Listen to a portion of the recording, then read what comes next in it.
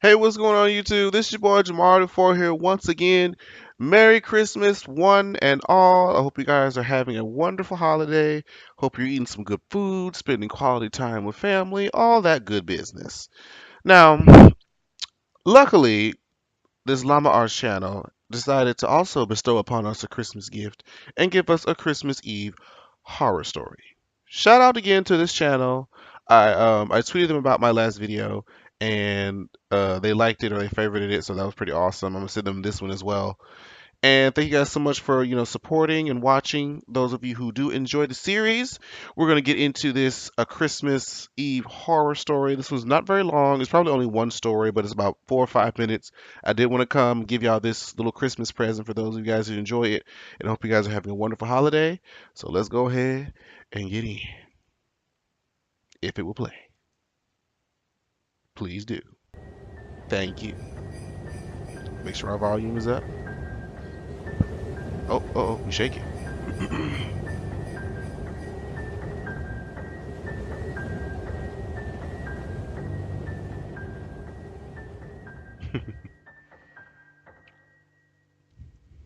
Last year on Christmas Eve, I was working late. I'm 23, I work in New York City and commute home every day on the train. Since I'm one of the younger ones in the office, I got stuck with one of the worst shifts, so I wasn't able to get home until 5 o'clock.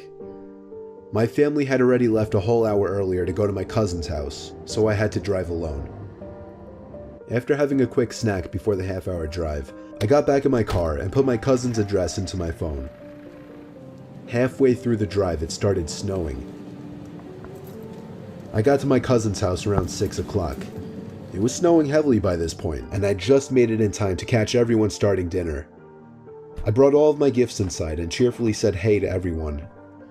I stayed until around 11 o'clock. The rest of my family left a little sooner. I stayed an extra half hour or so just to hang out before leaving myself. By the time I was leaving, the ground had accumulated at least 2 feet of snow, and it wasn't even done snowing. The drive home was nightmarish. The roads were hardly even plowed, and I had to drive under 20 miles per hour on most roads. Okay, so for those of you who live in like the northern the northern part of the country, like the Midwest or what have you, up in the New York, Michigan, because I'm from Michigan, and I know this struggle. I know this struggle all too well. Let's say you spent a whole day shoveling snow, using the snow machine, plowing all that stuff, and you done been out there for hours breaking your back, and then 2 hours later, while it's still falling, it comes all the way back, and you, it's terrible. There was a time I had to need my car was frozen shut. I couldn't even open my door. I don't miss that. That's why I moved to Houston. Roads were completely dead at this point though, most likely because everyone was smart enough to go home before the snow accumulated. Eventually I turned onto a main road that I'm sure would usually be bustling, but at 11:15 on Christmas Eve night, there wasn't a single car or a single light from a store. It was a ghost town.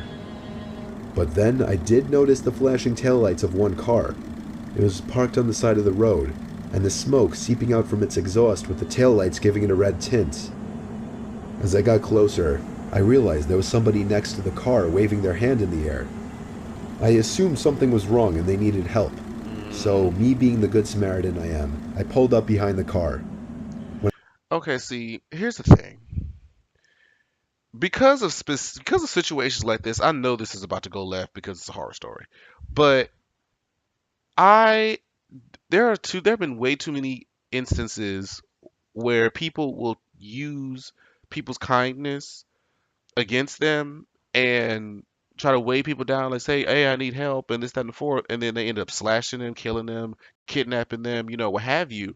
And the thing, what happens is it ruins it for those who actually are stranded on the road and actually need help because people like me, because I'm scared, I'm not gonna stop for you. I'm thinking that you're gonna try to kill me. So whoever this man is, whatever brand of tomfoolery he's about to present upon us, you are the reason why a lot of people don't get help. I'm just saying. When I opened my door, the guy approached me immediately, barely even giving me time to step out. Nope. You all up in my grill already. You all up in my grill already. You approached me way too fast, bruh. And I'm looking at, and we seeing him. He's in a red jumpsuit. I bet you his face is crusty. I bet you his face is peeling. He got missing teeth. He looked dirty. You look busted. Shout out if you don't know where that's from. He was an average sized man, probably 5'10", 180 pounds. He spoke in a very demanding voice, asking me if I know anything about fixing an engine. I told him I didn't know much about cars. The guy responded very quickly to everything I said. He told me it's fine. He went inside of his car for a second, popped open his trunk, came back out, and told me to just wait by the trunk for a second. For what? I had no idea what he wanted me to do. Hell no. I mean, why? What for what? Why am I waiting by the car if I can't help you and you don't know what to do? I don't know what to do. Why are we both still standing here? I'm like, well, it's been real. You have a great holiday, sir. Merry Christmas, all that and the fourth. I'm outie. I was really confused. He walked over to the front of his car, and I heard him open the hood. I couldn't see anything he was doing since the trunk was blocking my view, and the loud wind of the snowstorm overpowered any small noises he might have been making. I put my hand on the back of the car and leaned my body in anticipation, when suddenly I heard 3 or 4 quick and aggressive footsteps in the snow before I was pushed into the trunk. The man tried to close the trunk on me, but I kicked my feet up in resistance. See, what did we just say? What did we just say? It's stuff like this. There's like, nope. See, I wouldn't even have trusted that. I don't know you. I ain't trying to get too close to you. I ain't trying to be in this situation. It's already snowing. I don't think I would have got out without some kind of weapon because you don't know these people. And held it up. I was able to overpower him and kick the trunk open completely. As I took advantage of the few seconds I had to get out of the trunk, Kick his I ass. took out my keys. He tried to grab me now, and I dug my house key right into his neck. He fell to his knees, and his scream echoed down the deserted street. I was in Just for real quick, I'm gonna do a quick demonstration. This was what I was once told. Let me use my keys as an example. I was told that if you're ever in a situation where you do not have a weapon, but you do, have your keys, you're gonna do just like this gentleman did right here. I was told you take a few keys, okay? I have about 3, that's a good example, and you put them through your fingers, okay, like so, and you pretend like you are X-Men or Wolverine from X-Men, and this is your weapon. Because if you punch somebody like this in there anywhere, it's it's gonna hurt. You're gonna get some damage done. So just a quick tip: if you are ever by yourself and don't have a real good weapon, this is a good makeshift. Because I'm telling you, try this. This hurts. Okay. So quick tip. my car and halfway down the road before he could even get up from his knees. A little further down, I called 911 and reported the guy. I came back in 10 minutes to find blue and red lights illuminating the windows of the deserted stores. The police held him until the ambulance arrived for him. I watched the whole thing, and nothing ever felt better in my life. I got home safely half an hour later and told my family everything.